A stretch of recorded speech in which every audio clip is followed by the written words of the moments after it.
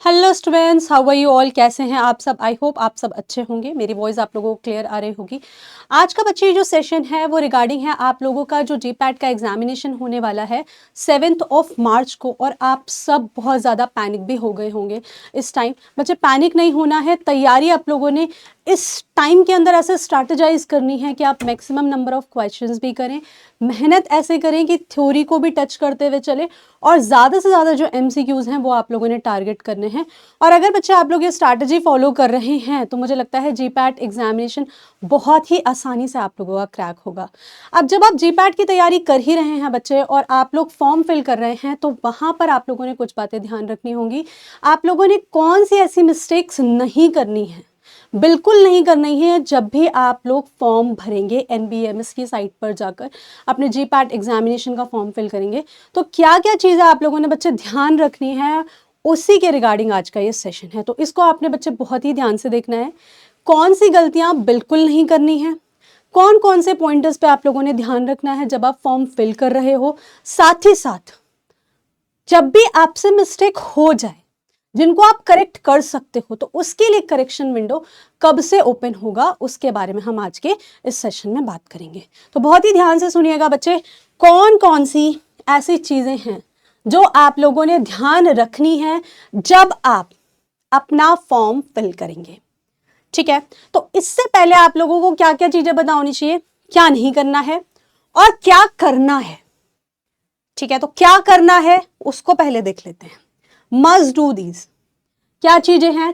अपने नाम को एक बार अच्छे से चेक कर लेना, ठीक है। साथ ही साथ जो भी डिटेल आप फिल करते हो ना, कोई भी फॉर्म जब आप भर रहे होते हो, तो 3 बार तो एटलीस्ट चेक कर लेनी चाहिए, ठीक है। उसको एक बार देख लिया, फिर दोबारा एक बार बच्चे करेक्ट, जो भी आप लोगों को करेक्शन करनी है उसमें करके, नहीं भी करनी है तो भी आप लोगों ने एक बार देखना है उसको।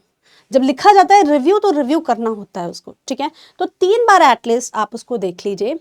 साथ ही साथ अपना आधार नंबर, वो आपका बच्चे बिल्कुल करेक्ट होना चाहिए, क्योंकि वही है मेन आइडेंटिटी आप लोगों की, उसी से बाद का प्रोसेस होना है, ठीक है। तो अपना आधार नंबर बिल्कुल ठीक होना चाहिए।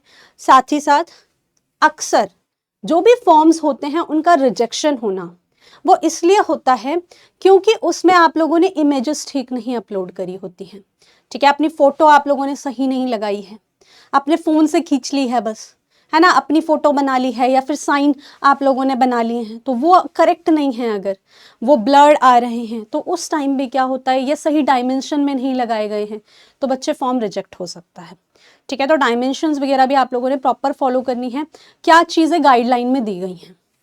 इसके अलावा अपने फॉर्म को एडिट करना है तो उसके लिए एडिट विंडो है। गलती हो गई तो सुधार सकते हो, लेकिन कौन सी गलती करनी ही नहीं है, तो वो चीज़ें भी पता होनी चाहिए, क्योंकि कुछ चीज़ें एडिटेबल हैं, कुछ चीज़ें बच्चे नॉट एडिटेबल हैं, ठीक है। तो नॉट एडिटेबल भी बहुत ध्यान से देखिएगा। चलिए, सो नॉट एडिटेबल या फिर डोंट डू दिस के अंदर अगर देखा जाए तो आधार नंबर बिल्कुल ठीक रखिएगा, ठीक है। रॉन्ग आधार नंबर नहीं होना चाहिए। अपना आधार नंबर देख लीजिए क्या है आधार नंबर, उसको एक बार और भी चेक कर लीजिए जब आप फॉर्म फिल कर रहे हो। खुद से नहीं कर सकते हो तो कोई बड़ा आपके घर में जो भी हो फॉर्म भर रहा है उससे एक बार हेल्प ले सकते हो, ठीक है। चलिए, इसके अलावा रॉन्ग फोटो, ब्लड फोटो नहीं होनी चाहिए, है ना। बार बार एप्लीकेशंस आप लोग सबमिट नहीं करोगे। आप लोग क्या करते हैं, स्टार्ट किया आप लोगों ने फॉर्म फिल करना, उसमें कुछ गलत हो गया, वो सबमिट करने के बाद दूसरा फॉर्म सबमिट कर रहे हो, वो चीज़ें नहीं चलेंगी बच्चे, ठीक है। तो मल्टीपल एप्लीकेशंस नहीं होनी चाहिए। साथ ही साथ पेमेंट, जब तक पेमेंट आप लोगों की बच्चे एक्यूरेटली ये नहीं आ जाएगा कि सक्सेसफुल, तब तक आप ये मत मानिएगा कि प्रोसेस हो गया है।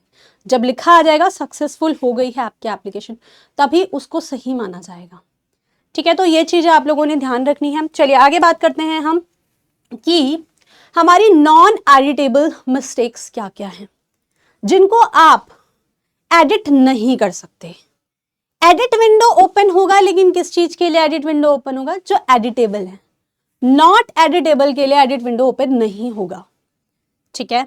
तो अपना नाम, वैसे ये सबसे एक्सपेक्ट किया जाता है कि अपना नाम आप ठीक ही लिखोगे, ठीक है। बट अगर उसमें कुछ एरर आती है तो उसको आप बाद में बच्चे फ्यूचर में चेंज नहीं कर सकते, इसीलिए बहुत ही ध्यान से भरिएगा, ठीक है, एक मौका है, उसको आपने बहुत ही ध्यान से फिल करना है। क्या चीजें नॉट एडिटेबल हैं, इसको आप ध्यान से देख लीजिए। पहला तो आधार नंबर, आपका आधार नंबर बिल्कुल करेक्ट होना चाहिए। दूसरा बच्चे, आपका नाम, नाम वही फिल करिए जो आपकी 10th और 12th की मार्कशीट में लिखा होता है।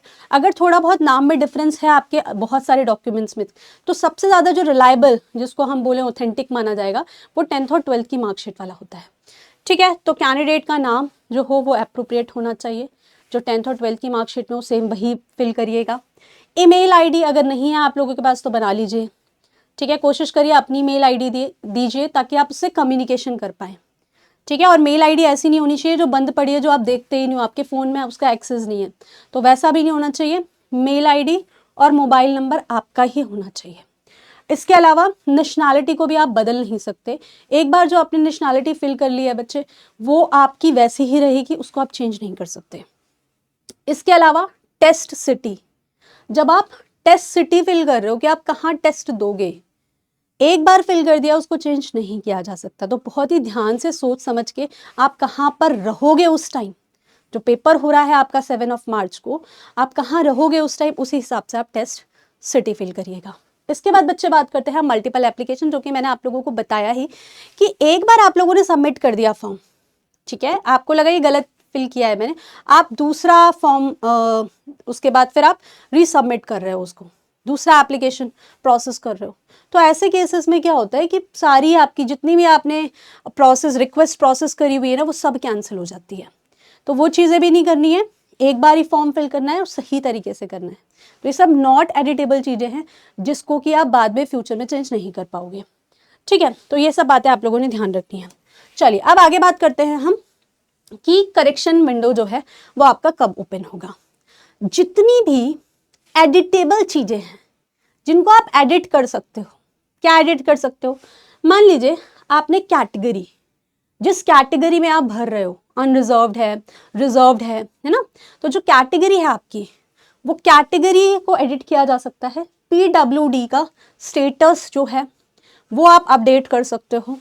साथ ही साथ अगर आपने कोई एजुकेशनल डिटेल्स में कहीं आप लोगों को लगा कि गलती हो गई है, हालांकि नहीं होनी चाहिए बच्चे, पहली बार में सही से फॉर्म भरिएगा। अगर कोई गलती हो गई है या आपके एड्रेस में कुछ दिक्कत आई है ना, एड्रेस डिटेल आप सही से नहीं फिल कर पाए, जल्दबाजी में कर दिया, या कोई ऐसा डॉक्यूमेंट आप लोगों ने वहां पर अपलोड किया है जो आपके नॉट एडिटेबल फील्ड्स के एक्सेप्ट है, ठीक है, मतलब एडिट उनको किया जा सकता है, वो नॉट एडिटेबल के अंदर नहीं आ रही थी, तो इन सभी चीजों को सबमिशन के बाद भी चेंज किया जा सकता है, जिसके लिए जो आपका पोर्टल है उस पर करेक्शन विंडो जो होगी वो आपकी स्टार्ट होगी 16 जनवरी से 19 जनवरी। फॉर्म आप लोग सबमिट कर दोगे, 23 दिसंबर से आपके फॉर्म स्टार्ट हो गए हैं फिल करना, 12 जनवरी तक आप लोग फॉर्म सबमिट कर देंगे विद प्रोसेस पेमेंट एवरीथिंग। ठीक है, उसके बाद आप 16 जनवरी को करेक्शन विंडो को ओपन कर सकते हैं। ठीक है, वहां पर आप ये वाले जो आपको पॉइंटर्स दिए हुए हैं एडिटेबल फील्ड्स वाले, इनको आप बच्चे करेक्ट कर सकते हो। नॉट एडिटेबल में जो भी पॉइंट्स हैं उनको करेक्ट नहीं किया जा सकता। तो ये सब चीजें बच्चे बार बार देख लीजिएगा, एटलीस्ट ये वाली चीजें आप लोग बार बार देख लीजिएगा। ठीक है, चलिए आगे बात करते हैं, और क्या चीजें आप लोगों ने ध्यान रखनी है। अब बात करते हैं हम इमेज अपलोड मिस्टेक्स पर।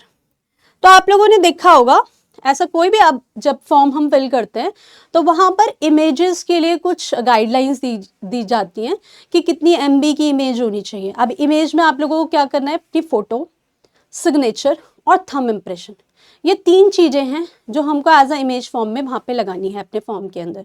ठीक है, फोटो अगर आपके पास बच्चे कोई पुरानी हो तो ट्राई करिए कि नई फोटो हो, ठीक है, और वो भी अपने फ़ोन से ऐसे सेल्फी लेकर नहीं, या ब्लर्ड विजन आया है या आपने स्पेक्स पहने हुए हैं जिस पे लाइट दिख रही है, तो इस तरीके की फ़ोटो नहीं होनी चाहिए। ठीक है, जो आपका ब्लैक बैकग्राउंड होता है या वाइट बैकग्राउंड पर हम लोग फ़ोटो करवा देते हैं, ठीक है, तो वो सब चीज़ें भी उस तरीके से नहीं होना चाहिए। और डायमेंशन प्रॉपर फॉलो करनी है। अगर उसमें डायमेंशन मेंशन है कि कौन सी डायमेंशन के अंदर आप लोगों ने फ़ोटो को पेस्ट करना है, तो आपने वही डायमेंशन फॉलो करनी है। ठीक है, तो ये चीज़ आप लोगों ने बच्चे ध्यान रखनी है, अदरवाइज जो आपकी एप्लीकेशन है वो रिजेक्ट हो जाएगी। आप टाइम भी दे रहे हो और रिजेक्शन भी हो जाएगी। इसके अलावा सिग्नेचर, तो सिग्नेचर के लिए भी अगर आप कर सकते हैं, आप जानते हैं, खुद फ़ोन से आप लोग कर सकते हो तो कर लीजिएगा, नहीं तो आप बाहर से करवा लीजिए इसको। जो सिग्नेचर होता है उसकी भी डायमेंशन होती है कि आप कितने डायमेंशन के अंदर उसको लगाओगे, ठीक है। तो वो फोटो भी बच्चे क्लियर होनी चाहिए, अगर क्लैरिटी नहीं है एट द टाइम वो भी रिजेक्शन में चला जाएगा। थंब इम्प्रेशन अगर आप दे रहे हो और थंब इम्प्रेशन बहुत ही हल्का आया है ना, इंक बहुत ही हल्की गई है या स्मज हो गया है, मिक्स हो गई है इंक, तो भी फिर दिक्कत आती है। तो ये सारी चीज़ें बच्चे आप लोगों ने ध्यान रखनी है ताकि रिजेक्शन ना हो एप्लीकेशन की। हालांकि अगर आप लोगों ने ब्लर्ड फोटो लगा दी है, होनी नहीं चाहिए, लेकिन अगर लगा दी है तो उनकी करेक्शन भी की जा सकती है, ठीक है। सो करेक्शन विंडो, जो भी ब्लर्ड इमेजेस या फिर जो भी आपने इमेजेस अपलोड करी हैं, और वो तीन ही चीज़ें हैं, या तो सिग्नेचर, या तो आपकी फ़ोटो, या बच्चे थंब इम्प्रेशन। ऐसे केस में करेक्शन विंडो ओपन होगा कब? फरवरी का 6 फरवरी से 2026 से लेकर 9 फरवरी 2026 तक पहला जो सेलेक्टिव एडिट विंडो है।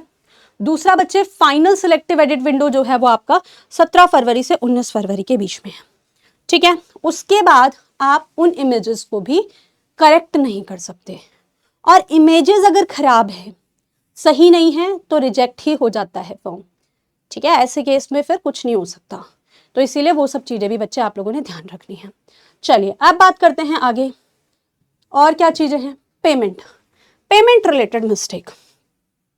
पेमेंट रिलेटेड मिस्टेक में क्या होता है, कई बार क्या होता है जब हम पेमेंट करते हैं तो बहुत ज़्यादा टाइम लग रहा होता है ना, वो चीज़ प्रोसेस होने में कि सक्सेसफुल हुई है कि पेमेंट नहीं हुई है, और आप सो गए उसके बाद, ठीक है, आप ध्यान ही नहीं दे रहे हो, तो वो चीज़ मत करिएगा। जब तक कि आपका पेमेंट का स्टेटस सक्सेसफुल नहीं आ जाएगा, आप ये नहीं मान सकते कि आपका फॉर्म सबमिट हो गया है, ठीक है। तो इसीलिए एक बार उसको चेक कर लीजिएगा, और ऐसा कई लोगों के साथ होता है, ठीक है। तो वो चीज़ आप लोगों ने नहीं करनी है बच्चे। पेमेंट नॉट कंप्लीटेड और पेंडिंग स्टेटस नहीं होना चाहिए। दूसरा, ये जो ब्राउज़र जब आप ओपन कर रहे होते हो ना, जब पेमेंट कर रहे होते हो और पेमेंट का स्टेटस क्लियर नहीं हो रहा है और आप पेजेस ही बदलते चले जा रहे हो, जो आपका जो ब्राउज पेज है उसको ही आपने हटा दिया, बैक कर दिया, तो बच्चे उस केस में भी कई बार क्या होता है कि स्टेटस क्लियर नहीं दिखाता है, तो वो चीज़ भी मत करिएगा। इंटरनेट भी ठीक होना चाहिए। सो ब्राउज़र को क्लोज नहीं करना ट्रांजैक्शन के टाइम, अदरवाइज स्टेटस पता नहीं लगेगा। और फेल्ड पेमेंट जो होती है वो एक बार देख लीजिएगा। अगर पेमेंट फेल्ड है, मान लीजिए आज आपने फॉर्म फिल किया और पेमेंट फेल्ड आ गई, तो कल जाके फिर उसको ठीक करना है, ठीक है। लेकिन बिल्कुल ही लास्ट डे करोगे तो फिर वो दिक्कत आएगी, इसीलिए पहले से सारी चीज़ें करनी है आपने, और एक बार पेमेंट का स्टेटस चेक कर लीजिएगा, तभी वो सक्सेसफुल माना जाएगा, ठीक है। चलिए अब बात करते हैं आगे। और ऐसे केस में अगर पेमेंट स्टेटस सही नहीं आया है या फेल्ड हो गया है, आप टाइम से आगे चले गए हैं, अब आप फॉर्म को फिल भी नहीं कर सकते, तो फिर ऑफकोर्स आपको एग्ज़ाम देने का मौका नहीं मिलेगा फिर, ठीक है। तो वो सब चीज़ें भी बच्चे आप लोगों ने क्लियर रखनी है। ऐसा नहीं कि बाद में आप मेल करो, कॉल करो कि हमने तो पेमेंट अपनी तरफ से ट्राई करी थी, ऐसे केस में NBMS भी कुछ नहीं कर पाएगा, ठीक है। चलिए अब आगे बात करते हैं eligibility related mistake. Eligibility already आप लोगों को गाइडलाइंस में दी गई है, ठीक है। तो एलिजिबिलिटी को आपने ध्यान रखना है कि आप लोगों ने जो भी आप डिग्री लगा रहे हो, मार्कशीट लगा रहे हो, ठीक है, वो एलिजिबिलिटी में ऑलरेडी मेंशन है कि आपको क्या क्या चीज़ें लगानी है। तो अगर एलिजिबिलिटी क्राइटेरिया देखा जाए तो B form not recognise under pharmacy act, वो चीज़ नहीं चलेगी। अगर आप लगा भी देते हो कुछ इस तरीके से जो फॉल्स डॉक्यूमेंट है, बाद में पता लगता है, तो ऐसे केस में बच्चे फिर आप लोगों का एप्लीकेशन प्रोसेस भी कैंसिल होगा, जो एग्ज़ाम दिया उसका कोई फ़ायदा भी नहीं होगा और डिबार भी हो जाओगे, ठीक है। तो वो चीज़ें नहीं करनी है, करेक्ट इन्फॉर्मेशन देनी है, ठीक है। तो एलिजिबिलिटी पर ध्यान दीजिएगा, जो एलिजिबिलिटी मेंशन है उसी अकॉर्डिंगली आप लोगों ने फॉर्म भरना है। अगर आप उस एलिजिबिलिटी में नहीं आते हैं तो फॉर्म प्रोसेस मत करिएगा, ठीक है। चलिए आगे बात करते हैं हम, और क्या चीज़ें हैं। मल्टीपल एप्लीकेशंस, जैसा कि मैंने बच्चे बताया आप लोगों को, एक कैंडिडेट है, एक ही एप्लीकेशन जाएगा और एक ही मौका है। करेक्शन आप कर सकते हो सिर्फ एडिटेबल चीज़ों की, नॉट एडिटेबल की आप कर भी नहीं सकते, और बार बार एप्लीकेशन प्रोसेस मत करिएगा, ठीक है। तो आपको ऑटोमेटिक लॉस हो सकता है अगर आप मल्टीपल एप्लीकेशंस प्रोसेस करते हो, ठीक है। तो ये चीज़ें बच्चे आप लोगों ने ध्यान रखनी है। अगर आप बहुत सारे एप्लीकेशंस कर रहे हो तो एप्लीकेशन फीस भी जाएगी, वो 45 तो हो ही जाएगी, साथ ही साथ कैंसिल भी हो जाएगा स्टेटस, ठीक है। चलिए इन बातों पे आप लोगों ने ध्यान रखना है। अगर आप ये सोचते हैं कि NBMS रिस्पॉन्सिबिलिटी लेगा आपकी गलतियों की, तो बच्चे वो बिल्कुल नहीं लेने वाला है। आप लोग अपनी गलतियों के लिए खुद रिस्पॉन्सिबल हो। जो चीज़ें नॉट एडिटेबल हैं उनको बहुत ध्यान से देख लीजिएगा। NBMS आपका एप्लीकेशन फॉर्म मॉडिफाई नहीं करने वाला, ना ही वो आपकी मिस्टेक्स को करेक्ट करेगा। जब एप्लीकेशन विंडो के लिए जो आपने एप्लीकेशन प्रोसेस करी है उसके लिए करेक्शन विंडो ओपन होगा, इमेजेस के लिए जब ओपन होगा तो इमेजेस ठीक करिएगा, ठीक है। और जब आपको एडिटेबल डॉक्यूमेंट्स के लिए ओपन होगा तो आप एडिटेबल डॉक्यूमेंट्स जो हैं जिनको आप करेक्ट कर सकते हो वो उस टाइम कर लेना है आपने, ठीक है। तो उसके लिए आप ये मत सोचिए कि आप मेल करेंगे कॉल करेंगे तो NBMS सारी चीज़ें ठीक करेगा।